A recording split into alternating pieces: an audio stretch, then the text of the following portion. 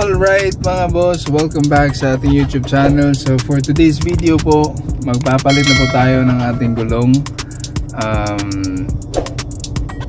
Actually expire na yung gulong natin, kasi yung production date niya, as far as I know, 5 years ang Yokohama, which is yung stock tire ng ating Mirage. Tapos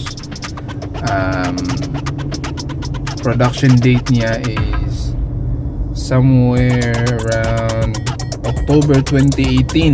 Nakalimutan ko yung exact na weeks, ilang weeks, kasi October 2018. So and now it's already July 2024. So supposedly last year pa yung 5th year niya, pero nabili ko yung second is March 2019. So technically yung 5 years na ginamit yung gulong is March of 2024, right?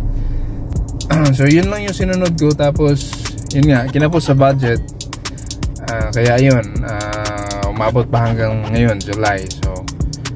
So sa budget natin ngayon, wala naman, di natin kaya talaga ang Yokohama dito sa amin. Mahal talaga yung Yokohama. Around 5,000 yata yung yung Blue Earth dito. So yun, Bridgestone, I know it's also pricey. It's need to try Goodyear, pero walang stock sa size. Stock size pa rin, 165, 65, 14. So walang stock. So luckily there's Falken tsaka D-Stone yung available. Reading the comments dun sa D-Stone, parang di siya maganda pag tag-ulan, siya ganun kakapit sa daan. Yun yung problema niya. Falken yung bibili natin.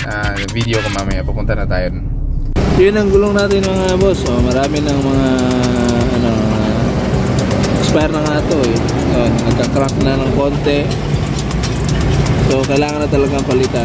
Buti lang daan lang kung magpapatakbo. So yun,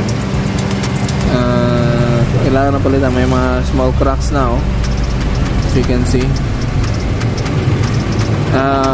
So yun, kailangan, yung apat ko ganyan yung itsura. So kailangan na natin palitan. Alright, samahan niyo ako. Pupunta akong para magpalit ng gulong. Tapos yun yung gulong ko na flat, yan sa likod. So yun na nga, good timing.